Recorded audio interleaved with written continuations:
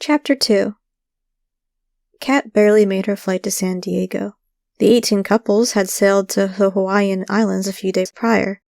The male and female tempters met up in San Diego. From there, they all flew on a charter flight to the 3 different islands, Maui, Oahu, and Kauai. She had been assigned to the island Oahu. A van drove her and the other 10 temptresses from the airport to the resort. Despite Kat's nerves, Oahu was the most beautiful place she'd ever seen. The aqua water was the prettiest blue. She couldn't wait to take a swim, especially with the dolphins, number 1 on her list. The landscape bloomed with vibrant flowers and plants. As they continued, an eerie blue mist began to infiltrate the area. It was an unexplained phenomenon that had been occurring for months, appearing throughout the entire globe. One strange thing about the mist was that its form was translucent. It also didn't hinder your vision. Then there was the odd color blue. Kat was no meteorologist, but a fog was normally a grayish color, definitely not transparent. Another strange factor was that it would appear at any hour of the day, not only in the morning. As time passed, it began to occur more often and stayed for longer periods. The media reported that the mysterious mist might be due to changes in the ozone layer. Meteorologists reassured the public that the fog was not related to earthquakes, hurricanes, tornadoes, or any other natural disaster. After a while, society seemed to accept their theories, going on with life. Most of the nation admired it as a beautiful phenomenon, snapping pictures and thinking it was the greatest thing since sliced bread. Kat was still on the fence about it. The mist was the most gorgeous blue, but every time it appeared, she felt the hair stand up on the back of her neck. A few women in the van remarked about it. Some of them seemed leery like her. Others were gushing over it. The resort loomed in the distance. Kat was just about to text her family to let them know that she'd arrived when she remembered that she didn't have her cell phone. Everyone had to turn in all their electronic devices once they'd landed in Oahu. There was no communication allowed during the trials. The temptresses would get their devices back in 3 weeks if they were not chosen as one of the final 6 contestants, or in 6 weeks if they were. Kat felt naked without her cell, not being able to communicate with anyone. There was no choice in the matter, and it would take a while to get used to. "I don't see what's so great about the blue fog," the temptress sitting next to Kat expressed. "It's pretty and all, but for whatever reason, it gives me the creeps." "I feel the same way," Kat agreed. "Do you find it strange that we can see through it clearly?" "That's only one of the many weird things about it." "I'm Catalina. Nice to meet you." "Sahara. Good to meet you too." Sahara sighed, peering out the window, appearing lost in her thoughts. They pulled into the long, circular driveway in front of the resort, a tall, luscious oasis. Kat was the last temptress to get off the van. The group followed the enforcers into the resort. The bellhops began to gather the women's luggage, walking them to the elevators. 2 male bellhops headed in Kat's direction. She thought they would grab her luggage like the others had, but they waltzed right past her. Placing a hand on her hip, Kat said, "Excuse me?" Halting in their steps, they turned toward her. One man replied, "How may I help you?" "Can you help me with my luggage to my suite?" "Sure thing," the same guy replied, "as soon as our break is over." She scrunched her nose. "Okay, that's fine, but do you know how long that will be?"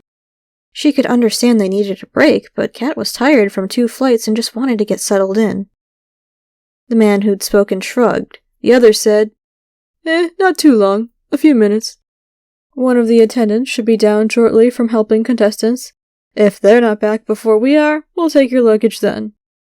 With that, they went outside without a backward glance. "Alrighty, guess I have no choice but to wait.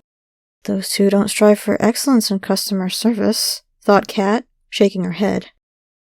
Kat twiddled her thumbs, taking in the luxurious hotel. The decor featured a beach theme. The sofas, chairs, coffee tables, and other pieces looked expensive. Enforcement lurked about. It was bizarre they all wore sunglasses inside. It must be part of their trial's uniform. The enforcer in charge, Gonad, was touching the brim of his shades. A light emanated from them. He stood as still as a statue while he fiddled with the shades. Every so often, Enforcer Gonad would touch the rim or swipe his finger across thin air. At first, Kat was stumped until she realized that he must be looking at something only he could see. Enforcement was close by, guarding the area. Staff members were at the desk, going about their daily routines. During the 6 weeks the show aired, the Temptresses and 6 chosen male candidates would be the only guests at the hotel. As a popular tourist site, at least there would be plenty to do, from surfing to snorkeling, and the list went on. The regime was sponsoring the dates. Another perk was that all food in the downstairs restaurants was free. They only had to pay for essentials like hygienic products, sporting goods, or if they wanted to use one of the spa retreats. Kat took a seat on the plush sofa in the large lounge area, which had an enormous flat screen that looked over 100 inches wide. After waiting for 20 minutes, her nostrils flared. The 2 bellhops had yet to return, and none of the others had either. Screw this! I'll just take my luggage myself, Kat thought, huffing. Irked that the staff had helped every temptress but her, she misjudged the steps to the elevator and tripped. Barely catching herself from face-planting, Kat continued to struggle with her large 2 suitcases. She jumped, hearing a male's voice. You got a load there. Need a hand?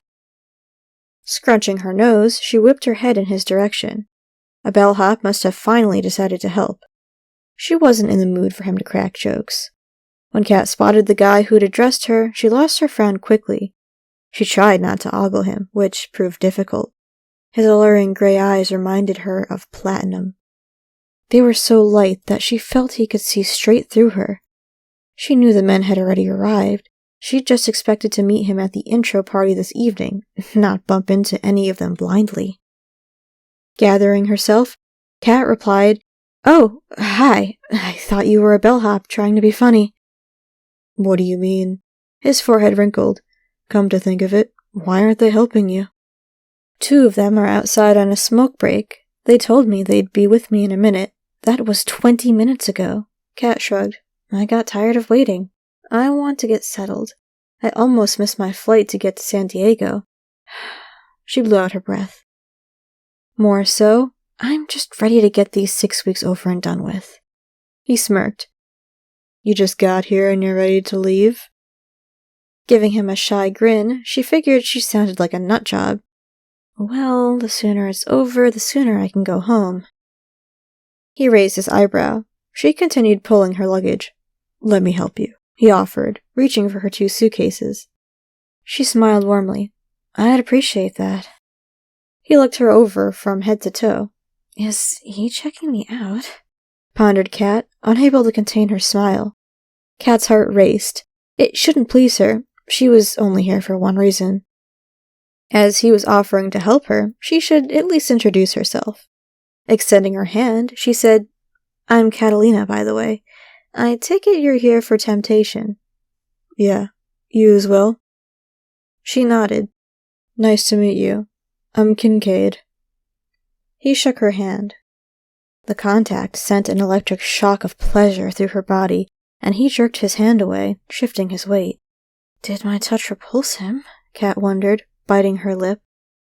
Kincaid grabbed her suitcases, and Kat tugged alongside him to the elevators. When the doors pinged open, they walked inside.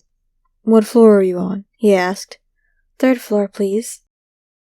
A current of energy sizzled through the air. He raked a hand through his dark walnut-brown hair. Everything okay? Yeah, I'm good. Just ready for the trials to be over, too. Kat sighed. I completely understand. My fingers are crossed there won't be all the drama of the previous seasons. I just need the money. His mouth fell open. That came out sounding funny, but Kat didn't know if she had it in her to explain further. She led the way to her suite located at the far end of the hall. This is me. Thank you for your help, Kincaid. No problem. I guess I'll see you at the intro party later tonight. His piercing gray eyes grew wide. He must not be looking forward to going, which was understandable. At least you've already been introduced to one person. She giggled. He's a gentleman, too. Well, I'll let you get situated, Catalina. See you at the intro.